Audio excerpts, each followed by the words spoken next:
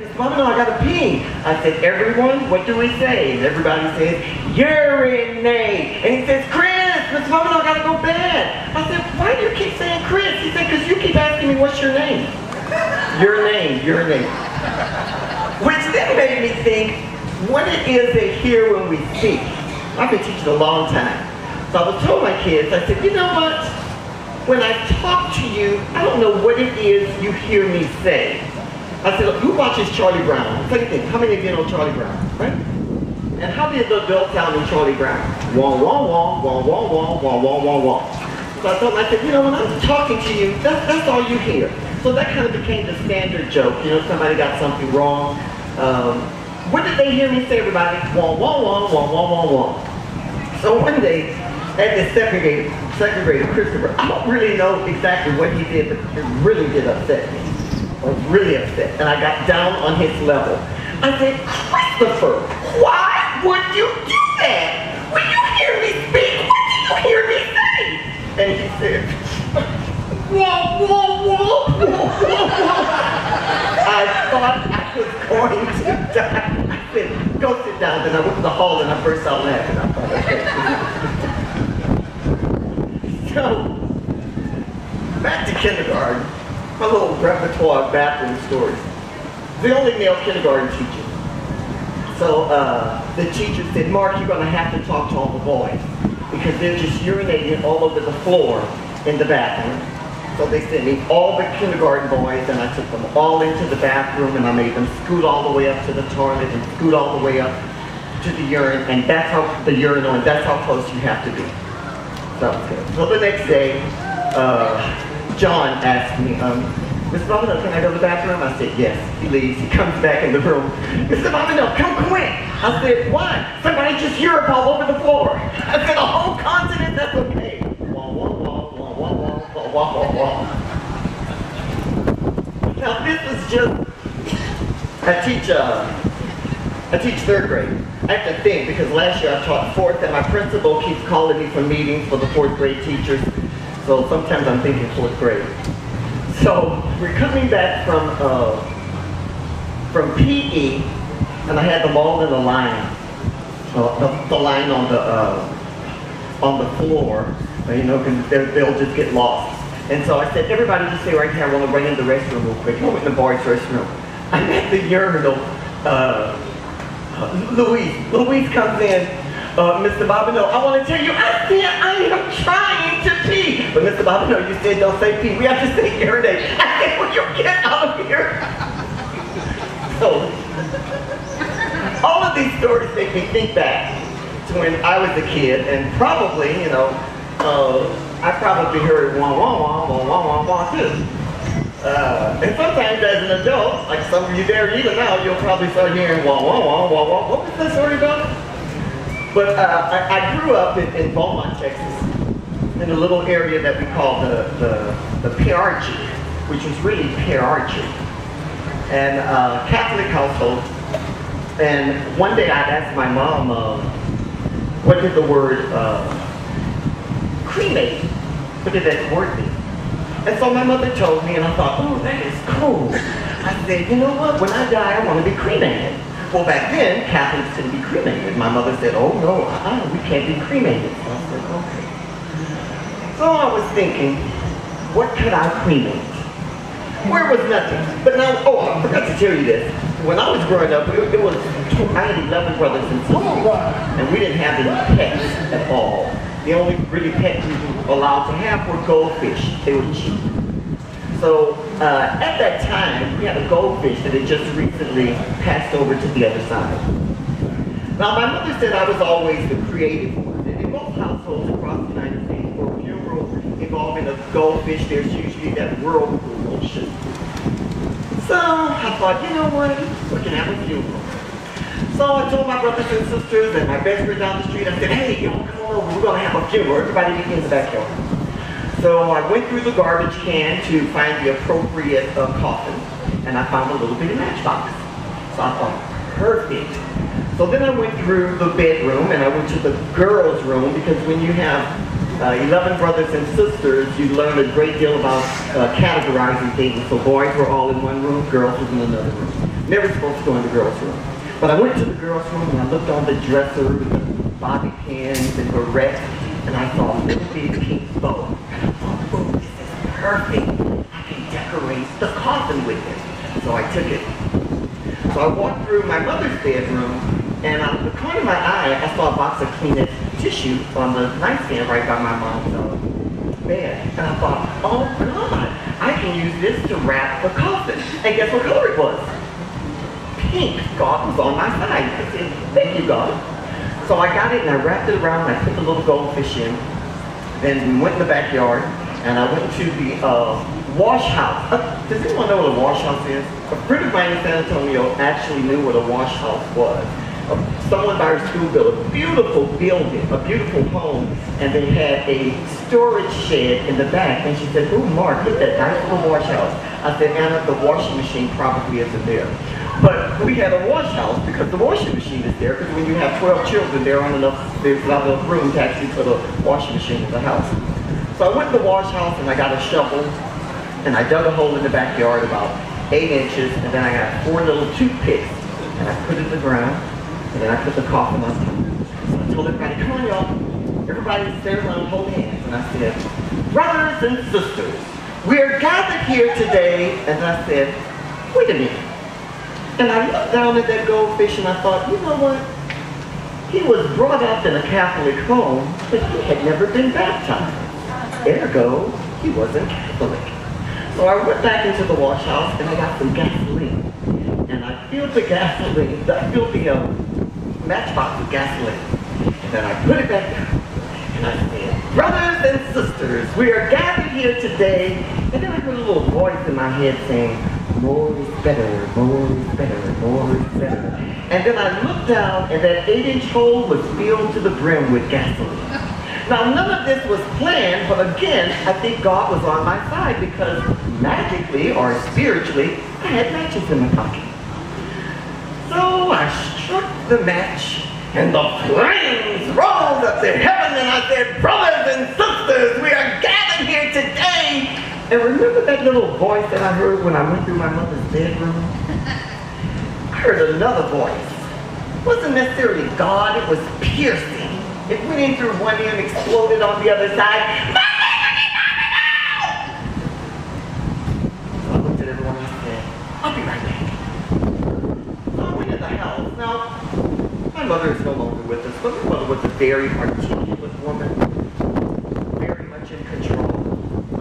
She ran that house like she ran the ship.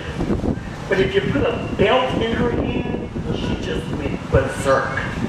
So my mother is in the hallway, holding a belt in her hand. Now, the way our house was built, we constantly added on because there were more children. So when you went to the hallway, the very next room was the bedroom, and the next room was the bedroom, and the next was another hallway, and the next room was another bedroom, and then the hallway. So you could just literally go around the house in a circle. Well, my mother, she met me in the hallway, and I tell you, she's very articulate, but when you put a belt in her hand, she can only speak so many words at one time. So she has a wonderful rhythm. I don't know if it's because we're Catholic and we're black, but you know, we had that movement going on. And my mother began to whip me saying,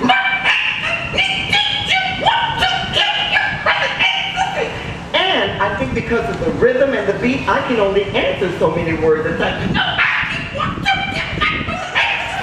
and then we did this wonderful waltz from the hallway, bedroom, bedroom, hallway, bedroom, bedroom, hallway, bedroom, bedroom, bedroom. Went around and around and around. My brother said I was going so fast that my tears were actually turning to blood.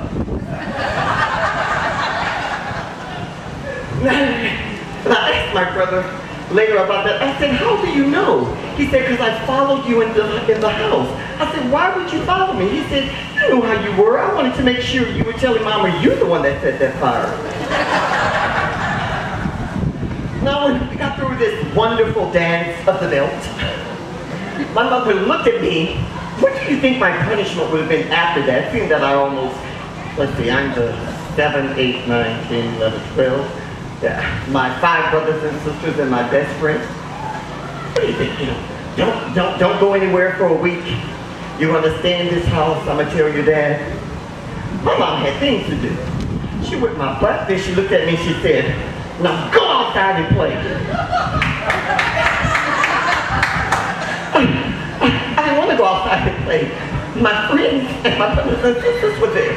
And you know, back then you didn't have air conditioning, so the entire parent just heard your screams. So I looked at my mom and said, I don't want to go outside. And she said, go, no ma'am, yeah, no ma'am, yeah. Okay, so when you just had your breath beaten out of you, you cannot stop crying on a dime. You know, it just doesn't stop. So you can't blink because then the tears will fall like Niagara Falls. So I go outside looking like a zombie because I'm trying not to blink. And my best friend, who comes up to me, walking on the side of you, says, did she whip you? And I'm thinking, who did you think was screaming? But I'm cool in my zombie state. No, she didn't whip me. My son asked my mother once, who got the most whippings? And she said, Mark Anthony. And my son said, was he bad? My mom said, no, it wasn't bad. He was a rascal. So we get together, everybody talks about their best whippings. I don't necessarily think that was the worst whipping I ever got, because basically they're kind of just a blur. I just see black leather going for black leather. Like, actually, windshield wipers sometimes freak me out when I'm driving. But it was a good lesson. I have the electric stove. I don't barbecue. I don't know anything of fires. I don't go to cookouts. So I don't know. Again, I'm sure at one point my mother told me not to play with matches, and all I heard was wah wah wah wah wah wah wah wah wah. But those were really good times. We had a lot of fun. We had a lot of fun growing up. My mother, one of her,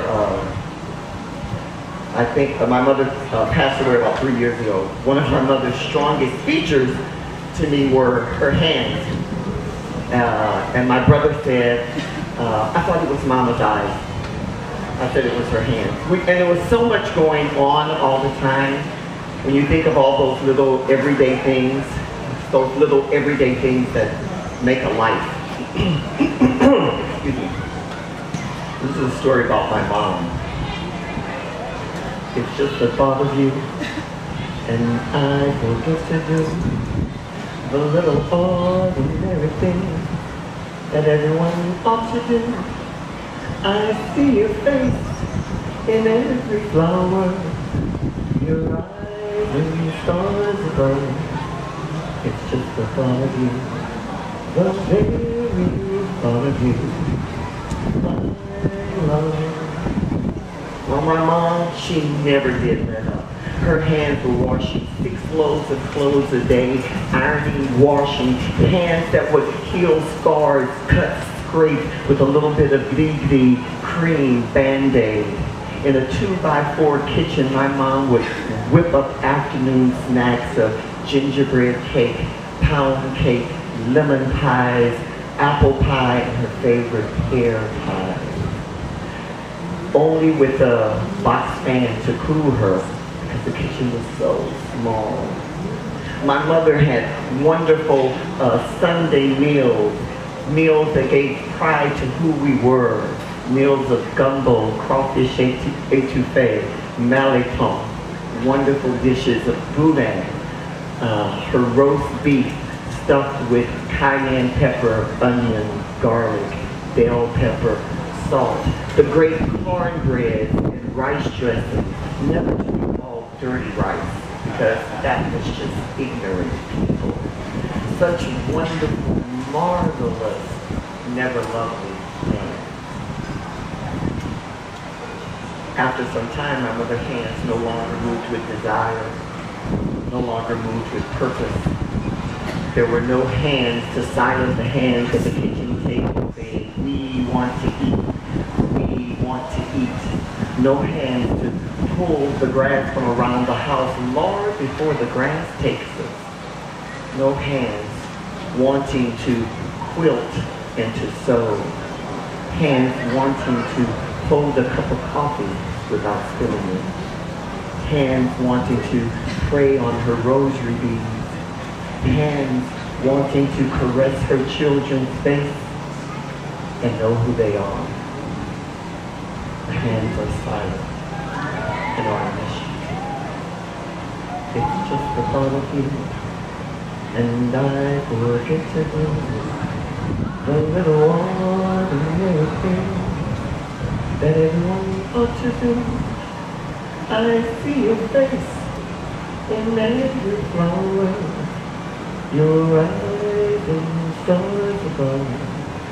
It's just the thought of you, the very thought of you, my love. Now,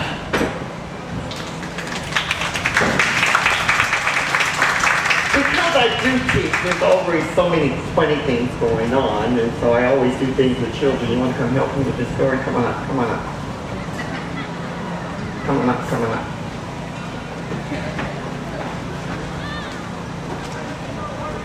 The boy way back there chewing, you want to come on up?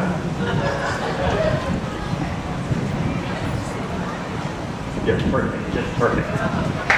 While we wait for the boy coming up, tell us your name. Sorry, time's gone. Let's see if the kid in yellow is faster. Name. Jacob, don't be nervous, Jacob. Jared. Oh, what I tell my kids is, I'm Mr. Good Looking. Oh, they love it. And your name? Luke. Luke.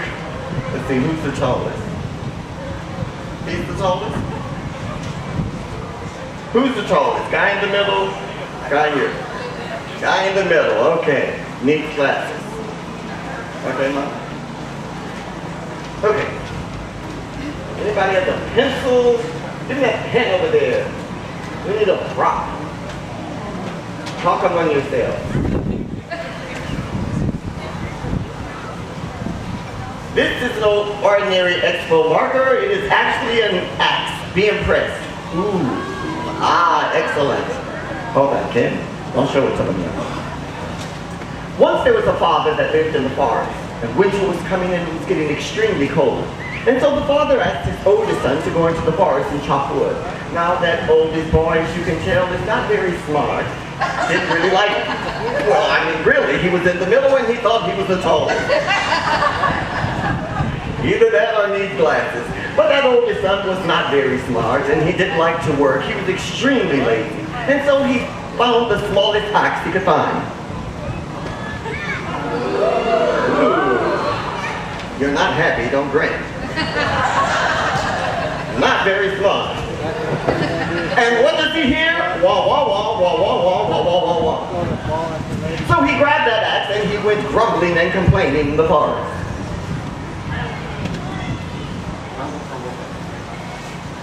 Grumble, everybody. Well, he went grumbling into the forest and he came to the skinniest, the puniest, the most pathetic tree he could find. It only had 2 branches and 1 leaf that blew in the wind. Go ahead and blow it. When that boy saw that tree, he said, "This is the tree for me."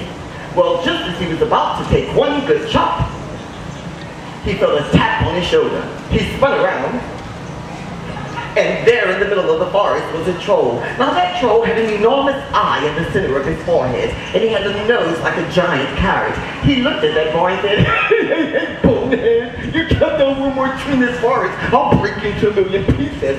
Well, of course, the lad, who was lazy, was not a fool, did not want to be broken into a million pieces, and he took off running as fast as his legs could carry him. When he got home, his legs were shaking.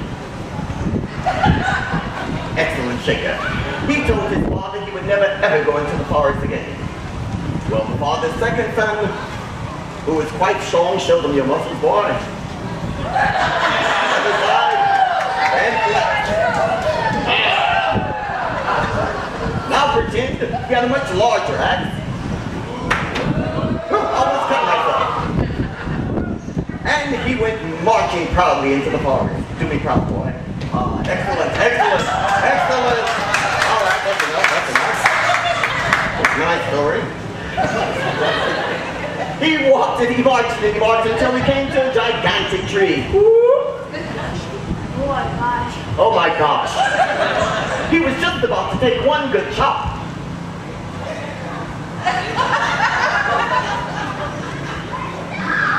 We can tell they're related, can't we? Just about to take one good chop. You don't actually chop it. When he too felt a tap on his shoulder. Ah!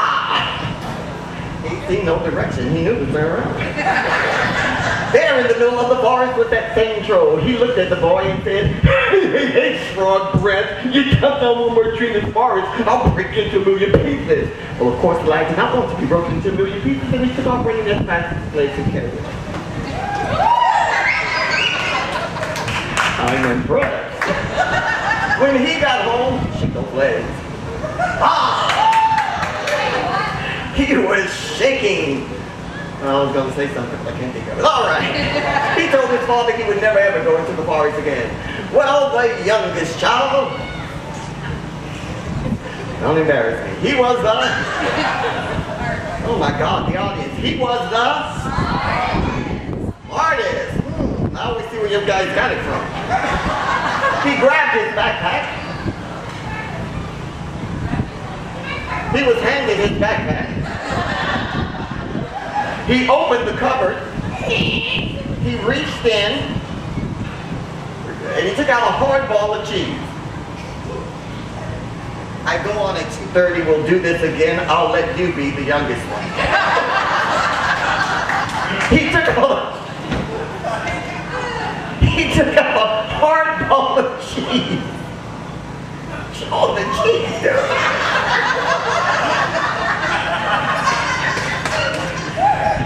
They say never work with kids. He took out a hard ball of cheese, and his two brothers began to tease and jeer him. They said, "What are you going to do with that cheese? Are you going to feed it to the troll?" And the lad said, "Trust me, there's no telling what I'll do with this cheese." He took the cheese and he put it in his backpack. He grabbed a much larger axe, and he went marching. He went marching through the forest. He marched that way, and he marched this way, and he marched that way, and he marched. And he marched. Finally, there is a God. He no longer hears what? Wah, wah, wah, wah, wah, wah, wah. Until he came to a gigantic tree. And he said, "Oh my gosh." Oh my gosh. He could not believe it. You heard it in his voice. Just as he was about to take one good chop, he felt a tap on his shoulder. He spun around. And there in the middle of the forest was that same troll. He looked at that boy and said, "Hey, spaghetti leg, you chop down one more tree in this forest, I'll break you into a million pieces." Well, of course, he wasn't as easily fooled as his two brothers. Notice how I go from a British accent to a Louisiana accent to a Boston accent. That's all deliberate. He looked up, and "I'll break you into a million pieces." And the kid was not as easily fooled as his two brothers. And he reached into his backpack, and he took out that hard ball of cheese, and he held it in front of the troll's face. And the boy said, "You just try and hurt me. And if you do, I'll crush you as easily as I can crush water from this stone." And he began to crush that cheese, squeeze that cheese. And all the... You are impressed. Please meet me later the next day. All the juice squirted in the troll's eye, and the troll became frightened. And he said, "Hey, all right. Please don't crush me like a stone. If you don't crush me, I'll teach you how to tie your shoe." That just goes to tie my shoe. "Hey, you got an axe. You want me to chop wood for you?" "Yes." And so, the troll chopped the wood with the three lads, and from that day to this, they have never ever had problems with the troll again. Bop, bop, bop, bop.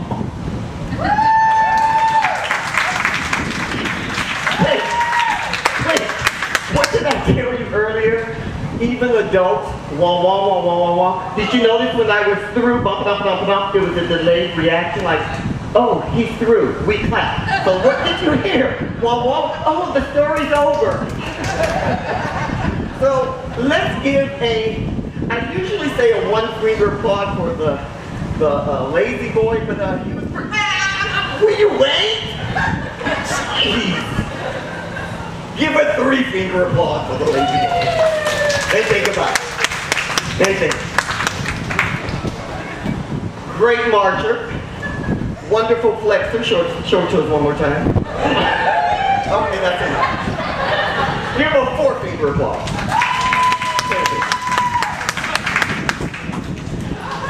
And for the who did not hear,